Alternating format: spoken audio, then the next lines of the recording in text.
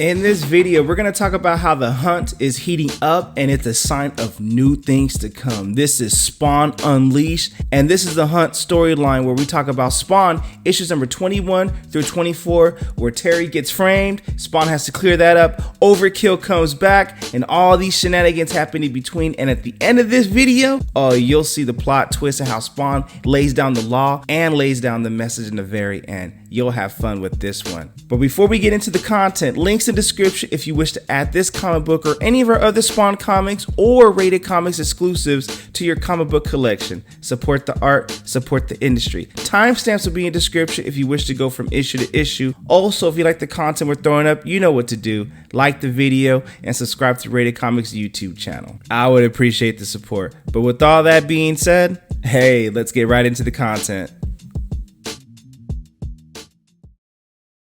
So in the Bowery alleyways of New York, in a city of a million voices, we focus our attention upon two in particular. It's a Spawn getting stitched up by this guy because of what happened in the Batman Spawn series, where Batman threw a batarang at Spawn and he got laced up in some shoelaces. And Spawn calls him a bozo in black, but at MK11, he calls him a billion-dollar crusader, and he's a friend.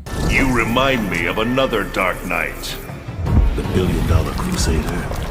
He's a friend. So after Spawn gets stitched up, he asks this guy, so how do I look? And the guy's like, I love it. Big bad Bobby saves the day once again, shoelacing Spawn's face. You know, if I wasn't such a loser, I think I was a winner. But to be completely honest, I really don't see why we gotta worry about your vanity, Spawn. I mean, it's not like the hamburger head of yours was a worker art to begin with. And Spawn's like, all right, man, thanks for the words of encouragement. And then Big Bad Bobby's like, and look, I didn't even have to use my own shoelace. I stole this from a puppy from one of them dorks over on 52nd. It's all good. So Spawn goes into this contemplating mode like, you know, my life, nothing's good is happening. Every time I make a move, there's some creeps out there trying to make a name for themselves. I mean, I used to know what the difference of good and bad was, but everything's all screwed up now. I mean, heaven, hell, demons, magic, you name it. They're all after me on some level. And it's making me feel drained. I'm mentally tired of it all. This isn't what I wanted. None of it. I just wanted to be with my wife. Just my wife wanted. Nothing else does make any sense, Bobby. And Bobby's like, okay, look, let me tell you something here. I used to be a married man too, to a saint of a woman. But, you know, she's been putting up with me for 20 years. I met her at a church function. But she got brain cancer. And obviously, I don't recommend it to anyone. So it ate away at me. But to see that brain cancer ate away at that woman like acid. So the doctors couldn't do nothing. You see, I haven't handled it well, says Bobby to Al Simmons. I've handled it with, like, I couldn't even pick up the pieces I carry on, so I wallowed in self-pity till I lost everything. And I don't want your pity. That's not the point. I just don't want you to turn out like me and be like me or the other guys, you know? So what I'm trying to say is, Spawn, is you're okay. You need to find your answers, then do it. Just don't lose sight of what you already have, which is us. Since you showed up, things have been strange around here. Maybe it's all your fault, maybe it's not all your fault. But you know what? We like having you around. It makes us feel cocky. It gives us a whole new sense of purpose. So for you, you need to pick up the pieces, and that way, if you don't pick up your pieces and move on, then you're not better of any of us. So for your safety, we need you to be more than that. We need you to be more than us. And that gives Spawn a whole new sense of purpose and mojo, like, thanks, Bob. Thanks a lot. It's time I start taking control of this life. So Spawn then disappears into the black ocean of shadows, leaving behind one of his many admirers. But one person that is not admiring Spawn has a serious case of messing it all up is Jason Wynn. Because, one, he came back after being the redeemer of the past couple issues, and now that was his, like, gap in life, his version of the blip, if you want to call it that. Marvel, do not get me on copyright infringement. I'm just trying to make a point here, using you as an example.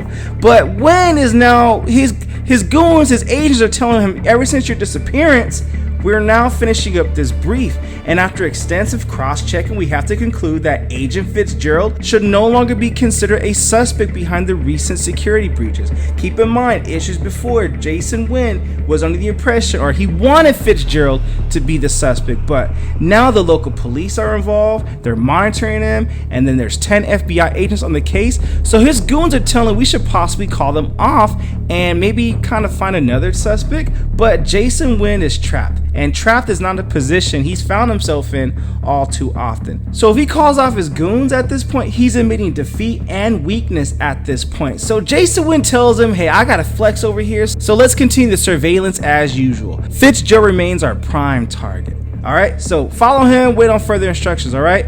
And his goons are like, but sir, are you sure? By the way, Agent Roenick, if you ever question my orders again, says Jason Wynn, I will have you killed. So in this panel right here, Terry Fitzgerald is also questioned from those colleagues. You know, they're harassing him. His FBI agents that were his colleagues, well, Jason Wynn gave the order, so now they're harassing him. Like, watch your six, stuff is gonna get crazy. There's nothing you can do. You look innocent now, but you know what? Guys like you make our job twice as hard. We got enough problems with civilians. Yeah, and we don't like problems around. They're just heckling the heck out of Terry Fitzgerald.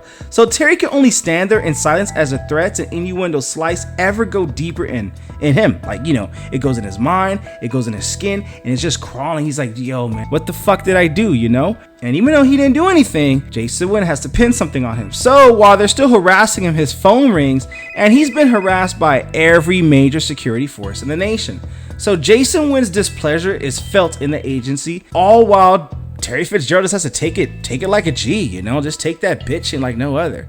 But while his phone is ringing, his colleagues, even though now they're harassing him, was telling him to answer the phone call. It's Wanda. She's just reminding him that, hey, don't forget about our dinner date tonight. Oh, and I gotta tell you about what happened in Cyan at the park. How'd your meeting go? And Terry's like, you know, I just finished the meeting. It's nothing important. It's nothing special. And they're just telling like, watch your back, Terry, because ain't no one's watching out for you. We'll be in touch. Ah.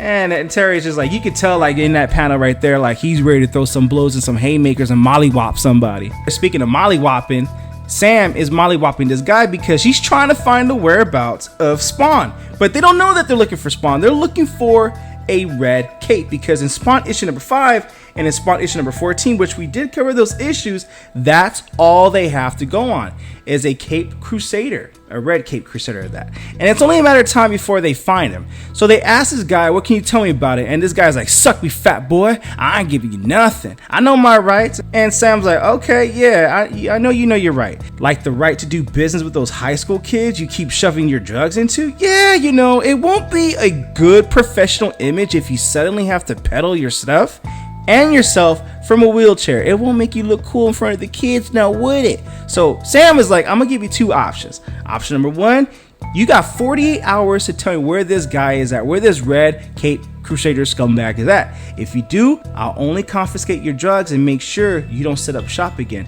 But if you don't, I'll make sure you get put away for so long you wish you bought stock in the Vaseline company. Do I make myself clear, says Sam.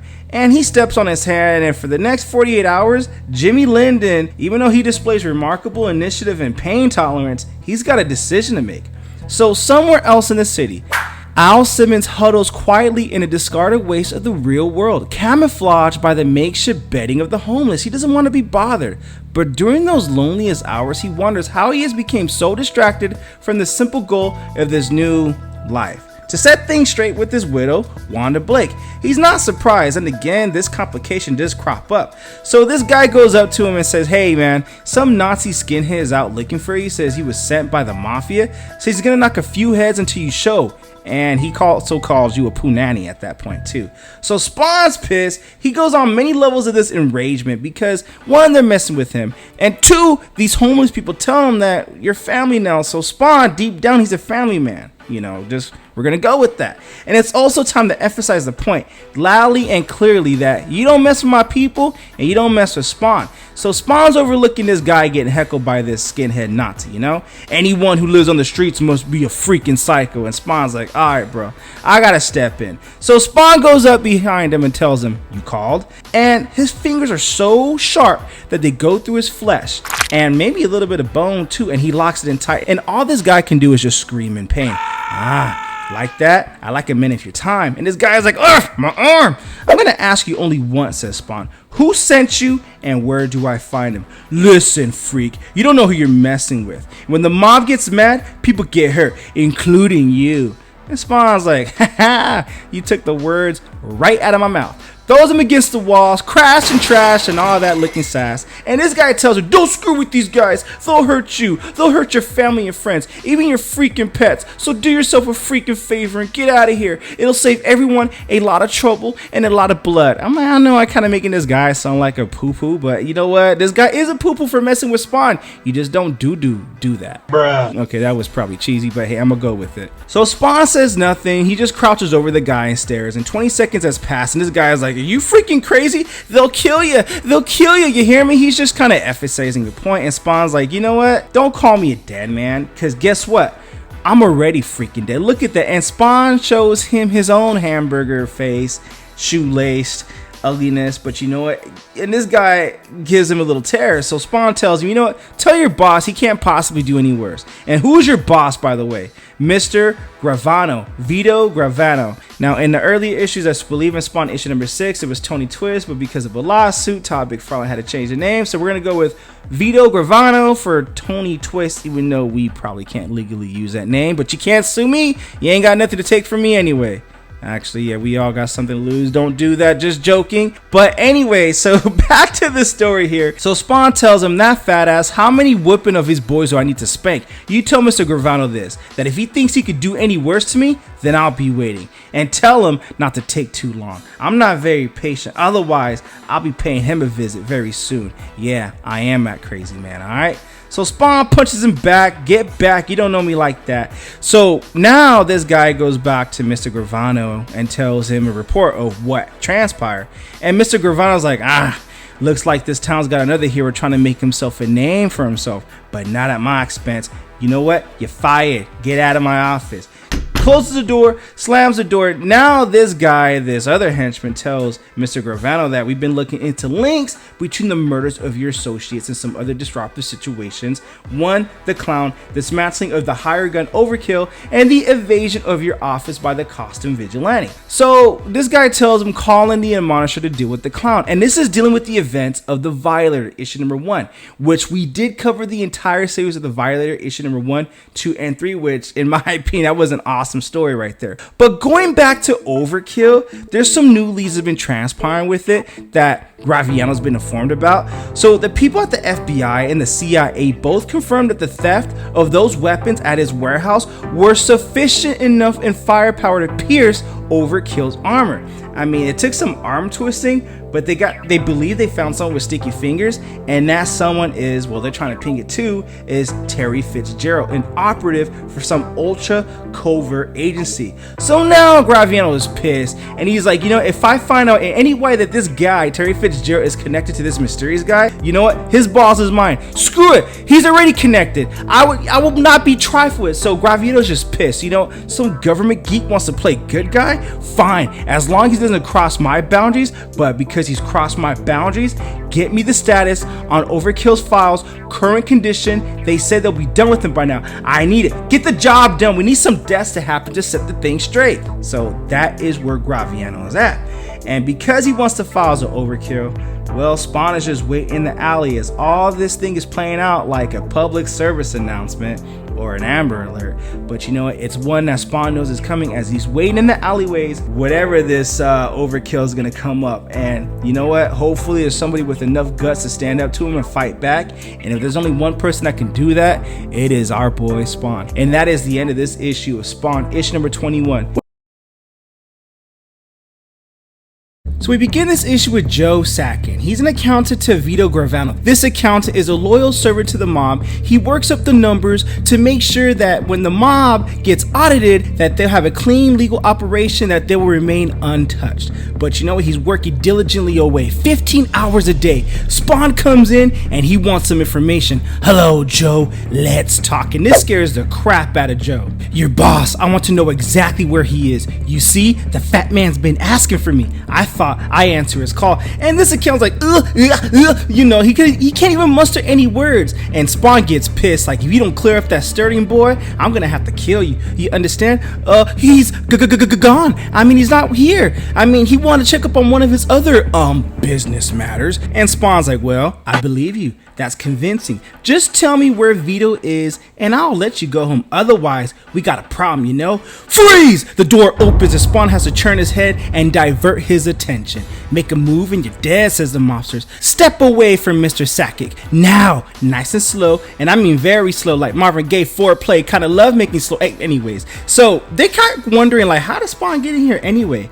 So without warning, his chain lunges forward like rattlesnakes. The security guards didn't know what to expect, but it wasn't that. So they start shoot, they blast away. Shoot first, ask questions later. They react the way they know best. So, but little did Spawn know, and he started to grow accustomed to this, costume that actively, defends his life. It's like his life and the symbiote's life are joined as one. He knows what's being at stake here, so he's all good with this. So they keep shooting away, and they realize their bullets have a serious case of not doing nothing to Spawn. So what Spawn does to them is a lot more severe than those bullets. He throws a desk at them, splats on the wall, and yeah, that's that. So Spawn's like, well, now, where were we? This guy don't shiv under pressure, especially at tax time, but when it comes to dealing with Spawn, he doesn't know what the heck to do. So he grabs a file in an attempt, a very feeble attempt at that, to kind of hide the evidence. So Spawn's like, what have you got there, Joe?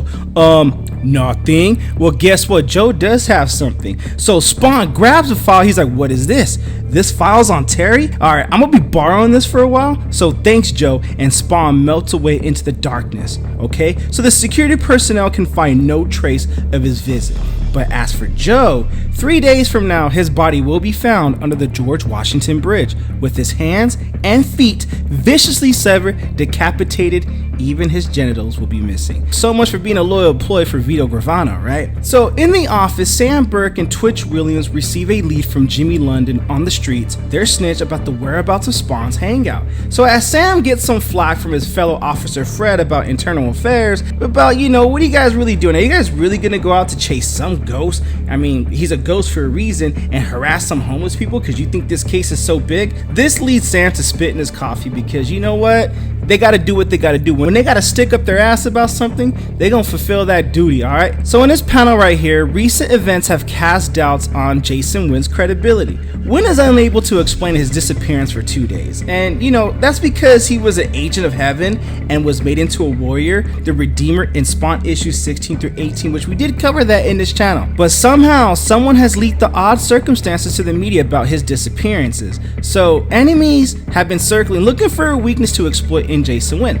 The White House is very unhappy with this, and on top of that, a thorough investigation has proven that Fitzgerald is clean. That's what Wynn wanted to do. He wanted to frame Terry Fitzgerald or something. So Jason Wynn cannot afford even the appearance of professional inadequacy. Therefore, Fitzgerald inquiry will continue. His guilt is predetermined. Wynn will not fail. Reputation and power are all that's at stake for him. Terry Fitzgerald concentrates on his monitor, trying to forget the harassing phone calls and face-to-face threats that he's been dealing with lately. Practically every law enforcement or intelligence agency in the state has made their displeasure known to him. He's grateful that Wanda is unaware of this witch hunt and that his family's unaware of it. His family's untouched. At least he knows that.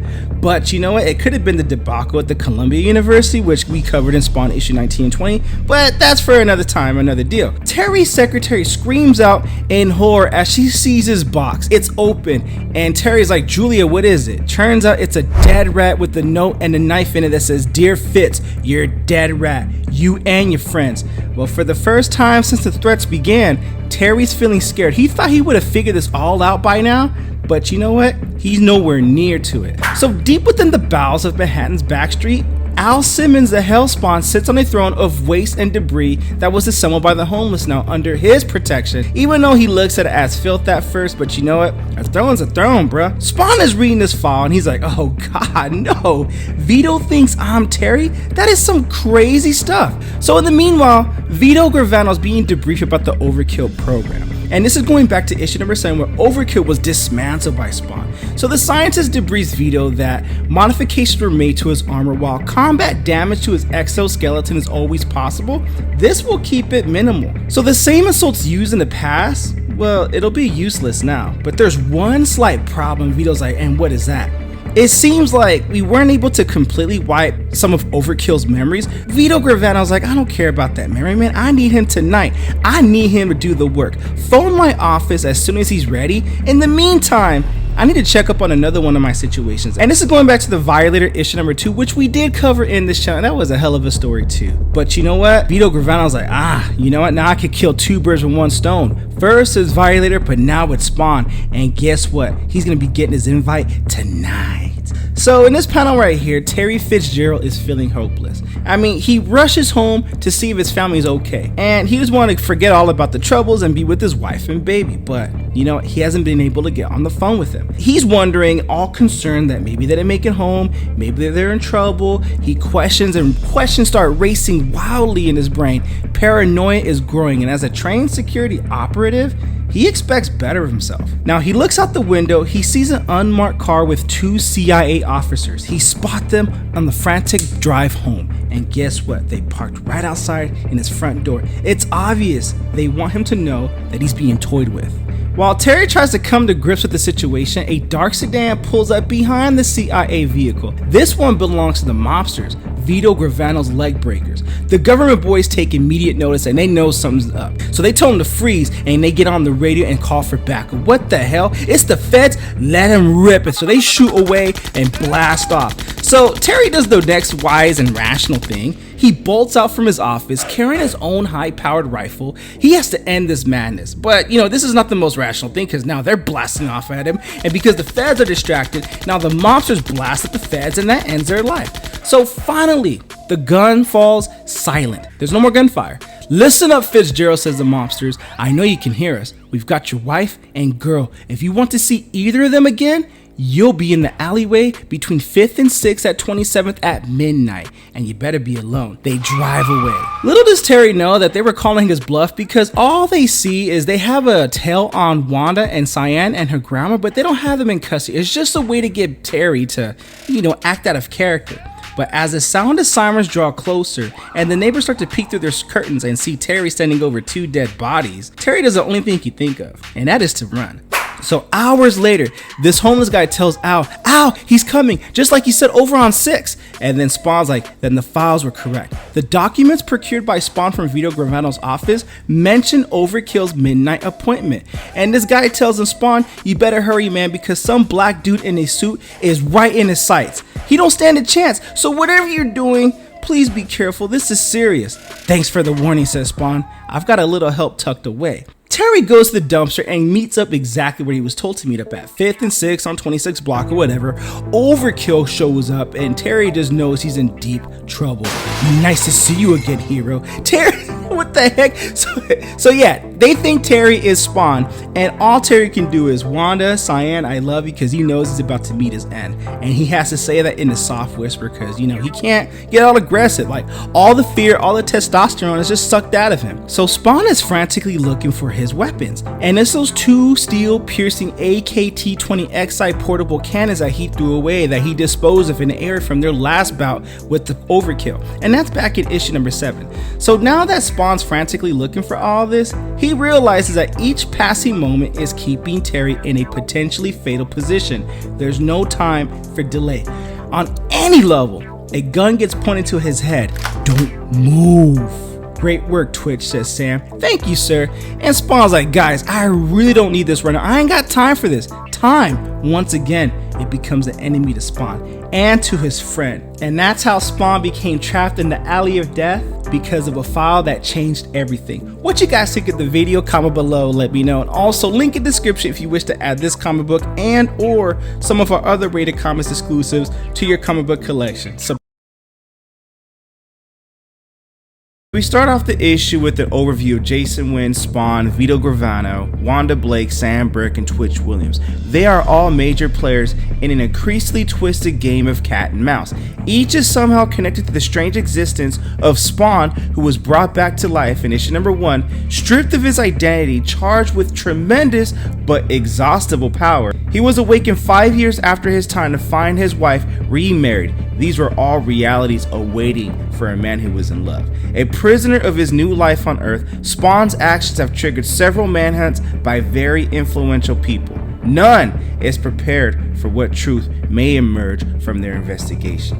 And what's unfolding is that an innocent man, Terry Fitzgerald, is a prime subject. Though through strange circumstances, he has become the target of numerous groups. CIA, FBI, police, and the mafia all have determined that he is the root of their problems. Each has its own special way of dealing with such annoyances, and one of that special way is Overkill, as Overkill is telling Terry Fitzgerald, get on your feet, don't cower like some dog now, you want to be a hero, then act like it, I came here to destroy the man. And this is going back to issue number 6 and 7 of Spawn when they first battled out, but this time, since Overkill's reconstruction, Overkill has been programmed to believe that he now faces Spawn, who nearly destroyed him a few weeks ago. So this guy, this homeless guy, wakes up, runs away, and it's happening just like he said, and he has to run and alert Al of this. Now, not too far away, speaking of trying to alert Al, Sam tells Spawn, I don't care what your area is, bud, it's time for us. You have to have a little chat about the little situation that's going on. And Spawn's like, I'm not about to move for you at all, cause I'm leaving here with or without your permission. You can either follow me and help me, or get out my way before I hurt you. The choice is yours. I've got a friend who's in desperate need of my help right now against a cyborg mafia hitman because of false information from the CIA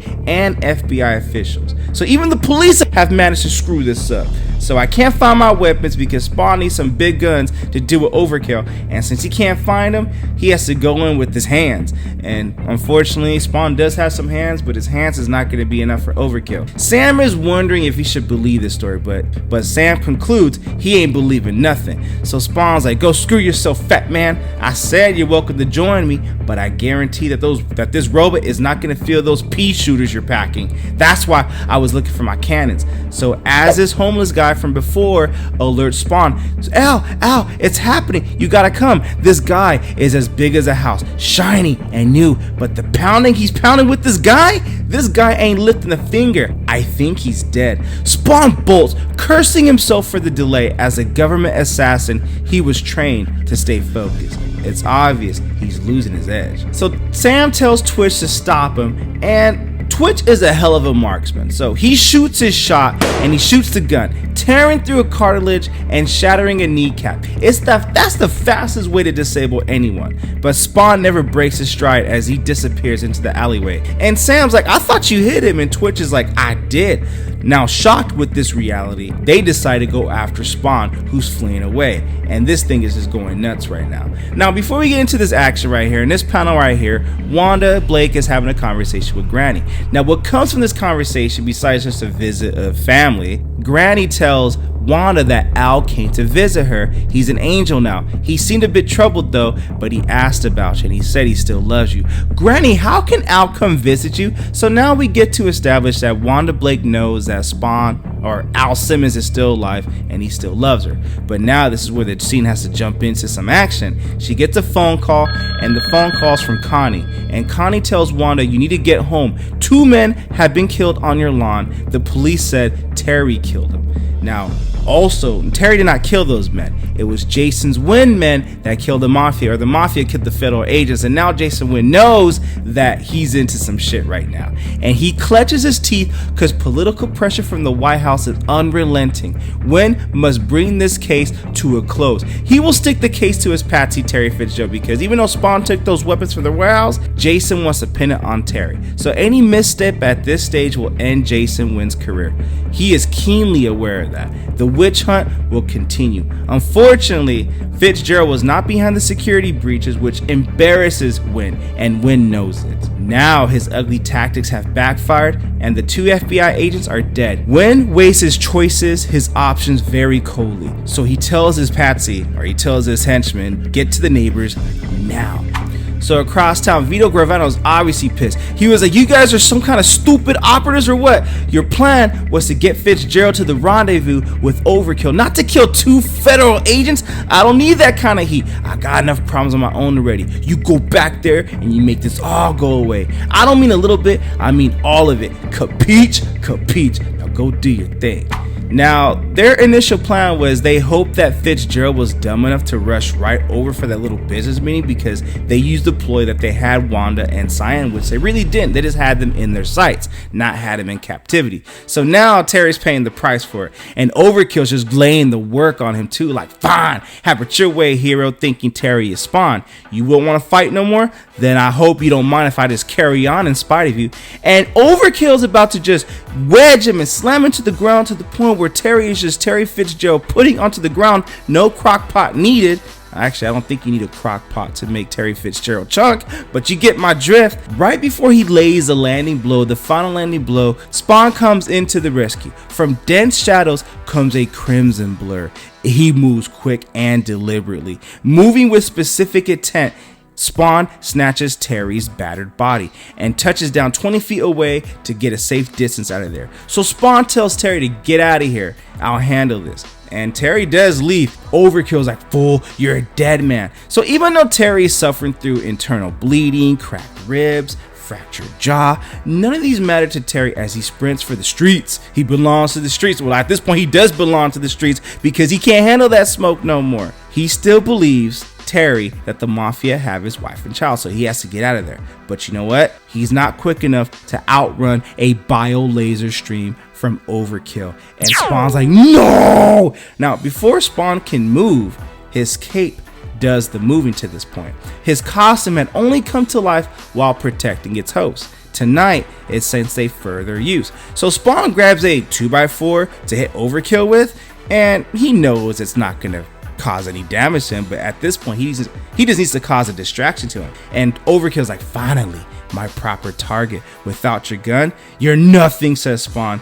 Well, Overkill's about to show him what that nothing really meant because he's whipping Spawn's ass like it's nothing. So Sam and Twitch finally catch up to him and they see the laydown, the smackdown that Spawn is taking. So to them that means crap. That means the rest of his story is probably true, which means that now there's a multi-agency manhunt going on. Just my freaking, this is the kind of stuff we need. We don't need that kind of stuff right now. We don't have that much time because we out here and we can't radio in because the car is way over there. So that leaves them with one option. And that option is to shoot first. Forget the questions. They can ask the questions later because they need Spawn alive and they can't let Overkill pop Spawn's head like a zit. So Twitch shoots him. The bullets pounce off of him like peas. You know, they don't mean shit to him. So once Wanda Blake gets to the house, we're going to go back to this, but when Wanda Blake gets to the house, she's assaulted with 100 questions and 30 versions of the offense simultaneously from reporters. And she's like, no way did my Terry do all this. No freaking way. So spotting a handful of neighbors, she huddled them to ask them to tell them the truth, but they can't. They've seen nothing. So right now, one of the neighbors is illegal immigrants. Jason Wynn got to him first. Shut your mouth and I won't expose you. The other person, he lived a pretty mundane life, but he avoided income taxes for 3 years and he doesn't want that exposed. And the other lady, she had a child out of wedlock. And now that the baby daddy's in prison, he has a parole hearing in 2 months. She was promised that he'll be free. So everything just shuts down on Wanda. She cries and she's like, she never wanted to admit it to herself, but she always knew that this day would come. Being a widow to one government intelligence agent wasn't enough. She had to go marry another, and that was Terry. So she breaks down and cries, and she's trying to figure out, if all the doors are closed, where do I go from here? Well, this is where we're going to go from here. We're going to go to Overkill in that battle with Spawn and Terry. So Spawn is getting that work from Overkill. And Terry's like, I just can't leave him here. He saved my life. So with waves of pain shooting throughout his body, Terry manages to push an empty dumpster down the alleyway. He won't abandon the costume vigilante. With each agonizing step, momentum is built. Just enough to topple a 1,200-pound cyborg that was already off balance. And when the dumpster hits him, Overkill's pissed. You idiot! You were waiting for your friend? Here he is, and he tosses Spawn into Terry's cracked ribs. And Sam tells Twitch, what are you doing, Twitch? Your gun's useless. Oh no, says Twitch, I got an idea. And Twitch is a hell of a marksman, but he needs an opening. So Overkill goes to work on Spawn, lands a blow, and Twitch is like, turn. Overkill lands another blow, and Twitch is like, come on baby, turn. And Overkill's like, nah, let me lay this work on Spawn. And when he does turn, bingo, Terry knows he has an opening. So with uncanny accuracy, the bullet entered Overkill's body through a small opening in the ear cavity, interrupting the electric flow for a nanosecond. So Twitch had hoped to cause some systematic disruption, and he did, because now Overkill has a new mission in mind. He's calling out to the Youngblood, which is another comic series through Image Comics. So the result was completely unexpected. The cyborg lumbers off and has a new directive now. And Sam's like, what a bloody mess, and what quite it is. So Spawn and Terry are laying on the ground, bloodied, but still alive, but Overkill did lay that work on him. And that is the end of this issue of Spawn, issue number 23, where we unravel the conspiracy with everyone, and this is a clash of the titans between Spawn versus Overkill. What you guys think of the comic book? Comment below, let me know. Also, links in description if you wish to add this comic book and or some of our other Rated Comics exclusives to add to your comic book collection. Support the art, support the industry. So we begin this issue with the narrative of Sam Burke and Twitch. It's been a very strange night for Detective Sam Burke and Twitch. While hunting Spawn, who's responsible for temporarily getting Sam and Twitch suspended from the police force, they found themselves in a much bigger scenario. So they later caught up with Spawn and Terry Fitzgerald, but they don't know that that's Terry Fitzgerald at the time after their battle with Overkill in the previous issue. So Sam Burke stares down at the two and he's just looking at him like, man, this is gonna be some paperwork and it's gonna kill me. But you know what? It's obvious that he'll soon catch on to the entire situation. So kneeling over Spawn's limp form, Twitch checks out for any signs of life. It'll be a shame to have to come this far and end up with no answers tonight. So the search has become way too personal to go unresolved. So Twitch decides maybe I'll try some CPR. So as the mask is drawn back, revealing what's left of the man called Al Simmons, he's like, man, yo, that is one fugly mofo. I ain't giving that boy no CPR, nada. So they also wonder naturally what the hell happened to him. So they can tell that his face has been burnt off, and maybe what he's been telling them the previous issue maybe holds some truth, maybe holds some merit. But Terry Fitzgerald rolls over. The detectives assume that he's a businessman, and in fact he works as a linguist for the CIA, but they don't know that. So the detectives have been so engrossed with Spawn, they momentarily forget about Terry Fitzgerald. But remember, they don't know that he's Terry Fitzgerald or that he's with the CIA. So Sam is like, all right, buddy, listen up. I got about 200 questions I need answered. Like, what's going on here? Let's start with number one. So after a few minutes, a patrol car happens to be upon the scene. So Sam then radios in to the nearest precinct. So he tells them everything they have on Fitzgerald. They tell him that he's with the CIA, but they ain't got no wallet to prove it. So they hang up the phone. The boys in the precinct are like, all right, the couple detectives from downtown, they say they got Fitzgerald, that guy we've all been looking for, but they don't seem to know anything about him murdering the feds. That's in the previous couple issues. So they want to get all the units down there and take over the scene and nail that traitor and put an end to him. So meanwhile, at Jason Wynn's office at the Omni Intelligence Agency, the United States Security Group, Jason Wynn tells his group that they found Fitzgerald down near Penn Station, and I want our people down there now. Once they're there, pull rank. He's ours. That ass is mine. This time, I'ma fry that son of a bitch. Make sure that the area is so tight that the wind can't even get out. Eliminate the problem. So he knows, Jason Wynn knows that Fitzgerald is no traitor, but circumstances made him the logical suspect because, you know, Jason Wynn has some answer to do, and that was answer the previous issues where weapons were missing, and now Jason Wynn needs to follow, and also Jason Wynn's disappearances as the Redeemer, but hey, like I said, that's previous issues right there. So rather than Jason Wynn admit his error, Wynn continues to conduct a brutal investigation. Police, FBI, all are called into the play. So Wynn's callousness is a byproduct of the years of unquestioned authority. So as a supreme director of U.S. intelligence agencies, he has single-handedly ended wars, even began some. So Terry Fitzgerald is only one man. His life means nothing to a dictator whose effectiveness is being questioned. A quick resolution to all this fiasco will restore his preeminence and his dominance in the global community and in the White House, but that would leave something else in the aftermath. Wanda and their daughter Cyan, Terry's daughter. So Wanda Blake, wife of a man, Terry Fitzgerald, who is now accused also murdering 2 FBI agents. Tears falls down as she prays that this is just some demented nightmare.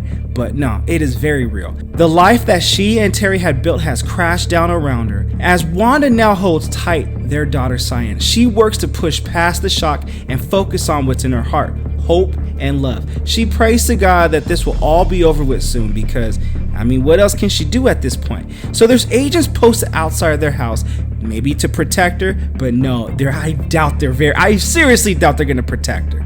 But you know what? Remember in the previous issues, the mob told Terry that meet him in the alley because we got your wife and kids, but that was all a bluff. So now back to Terry Fitzgerald and Sam Burke. And Terry wakes up and tells him, how many times do I have to tell you? I don't know where that freaking robot went. He doesn't recall any of it. Your guess is as good as mine. I was just trying to stay alive. Like that song. Staying alive. Anyways, okay, that was kind of cheesy, but Terry tells him he was expecting to be meeting the couple mafia punks over here. Yeah, says Sam. Let's see if I got this straight. You're a G-man who's expecting a meeting with a mob. They sucker you here, send you their 10-ton cyber hitman instead, and something doesn't add up over here. You know, this is all bull jive. So now we got a dead hero over here, and we don't know who he is, but he seems to have a personal reason to try to save your ass. All this comes as a complete surprise to you. On top of all this, you claim you have lost your identification with the CIA. I don't know, Twitch. What do you think? Because Sam finds this awfully suspicious. But Twitch is like, I don't know, there seems to be some merit to what he's saying, sir. So these bums right here, they line up outside. They're like, oh man, this is real bad. We got to get some help over here. So all this, even the homeless are filling in on this and they're trying to help out. And they're all drawn into the web of activity surrounding Spawn because Spawn acted without thought or consequences. Because this all started with the dead child pedophile, Billy Kincaid, a few stolen guns, and a couple of missing files. These events form an obvious pattern here, but they're all trying to figure it all out. So faced with odd situations, Spawn did what he had to do. Unfortunately for the fallout from his actions, this has landed squarely on his shoulders and his best friend of a lifetime ago, and they're all trying to figure it out. Sam tells Terry, you should settle down here, buddy. The cops will be here soon. Terry is like, you guys have to believe me. I don't have time. The mafia's got my wife and kid. I gotta get out of here. Hey, listen here, buddy. I don't care what your problem is. You ain't going nowhere, says Sam. Back off, Twitch. I got this. You know, Sam's pride is kicking in. And Terry, acting like a very desperate man, is like, are you deaf? Didn't you hear what I said? It's the mob, you idiot. They'll kill them. Oh no, so he gets away. Twitch tells him to freeze. They got my wife and kid. You gotta shoot me down, bruh. And Sam is like, oh man, he senses that Wanda's in danger, but he doesn't know that it's a bluff. So back in the office of New York Mafia Vito Gravano, tensions are running high. Though he lived through this ordeal before, and because this took place after the Violet issue, which we did cover, things are not all satisfactory to him. And now the heat's been churned up. Two of his boys, taken by surprise, shot and killed a pair of federal agents on the front lawn of Terry Fitzgerald's house. So they're all in this entanglement, kind of speak. So Vito tells his henchmen, I sent Frankie and Tommy back to the murder scene. They're making sure we get all this cleaned up. Make sure Overkill did his job. I need Fitzgerald dead. The cartel has been. And before you can finish his sentence, ring. The phone rings. Vito picks up the phone. Yeah, this is Gina. We just called a meeting for next Thursday. Some of the members have requested a progress report. There's been unhappiness with your recent dealings. You got 6 days to correct this. You understand? We're counting on you, Vito. And Gravano is not used to be on the receiving end of threats, nor will he allow it to continue. He's pissed, and he tells his men, send someone over to Gino's restaurant. Take his top chef and slice his hand off. Gino needs to understand who runs this show. In the meantime, I want Fitzgerald's body. Tell Overkill to leave enough of it intact for me to take it to my meeting on Thursday. That should shut him up. But unfortunately for Gravano, this may not be as easy as it seems because right now Fitzgerald is a very hot commodity. The police believe he's in possession of a stolen experimental firearms. The FBI suspect him of killing 2 of their agents, even though it was the mob, but they suspect him of doing that. The CIA is prodding all over this, and that's at Wynn's request. So Jason Wynn is kind of like, we're gonna blame, Terry Fitzgerald for all this. Meanwhile, the FBI and the mob are all up in the mix too. So it's all messed up and it's all messy and it's nasty. In this panel right here, Terry Fitzgerald is running away from Sam, and Sam is not in the best cardio shape, but his partner Twitch is. Twitch intercepts him from the corner, gunpoint, tells him it's over with, and Terry slumps to the ground, a broken man, putting his head in his hands. He begins to sob. He doesn't know why any of this is happening. Things are so out of whack, but even more importantly, he has failed his wife and child. That is more than a man can bear.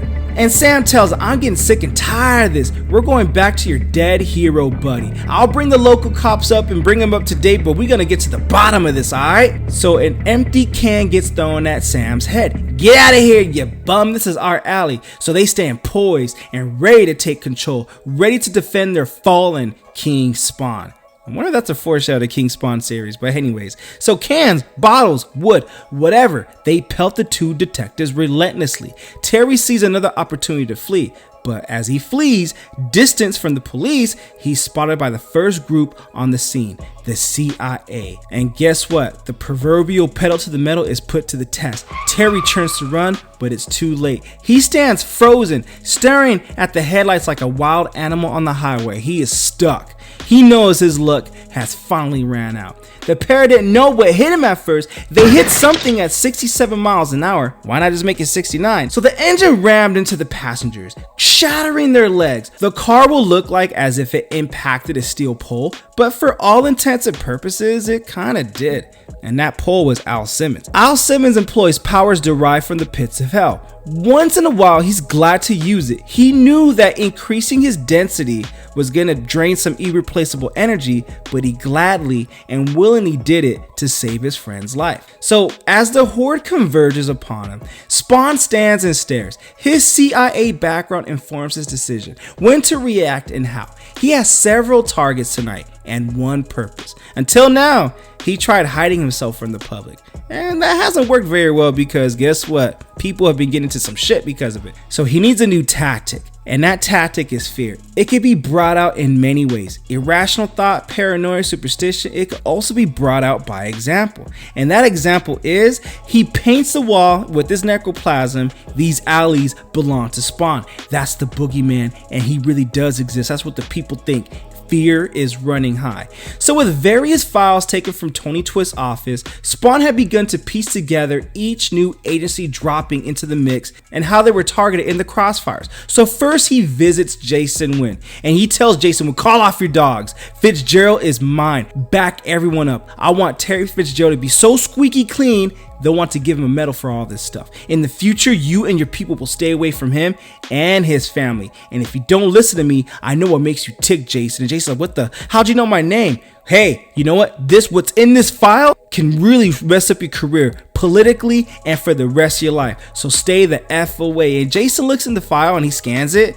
And some of the items contained in it, no one else can possibly know. So Jason is going to listen. Now Spawn visits Sam in 4 o'clock in the morning in the middle of the night and tells Sam, hey, I got this file on Chief Banks and he needs to back up off of Terry. Tell him to drop the Fitzgerald case. So give this file to Chief Banks. I hate to see what the media would make of this, of his extracurricular activities. And if he's smart, I won't have to distribute copies. So Sam, he got the message.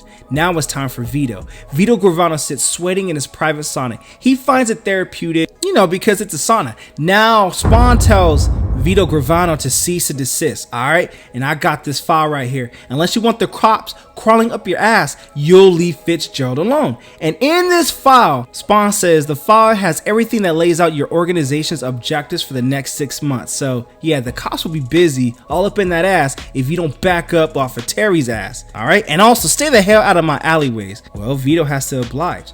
So at the home of Terry Fitzgerald and his wife, Wanda Blake, the effects of the Spawn's cryptic visits are discussed in hushed tones. And Terry's like, I just don't get it. The entire city was chasing me down, trying to nail me. And then all of a sudden, in the middle of their interrogation, someone whispers something in the ear and now I'm a non-issue. And Wanda's like, honey, I'm not gonna pretend I know what this is all about. It scared me. I was scared that I was gonna lose you and raise a child on my own. I can't bear that. And Terry's like, I was scared too, sweetheart, and I still am. Someone messed with our lives, then just like that, it's called off. It takes an awful lot of influence to do something like that, and that's what truly scares me.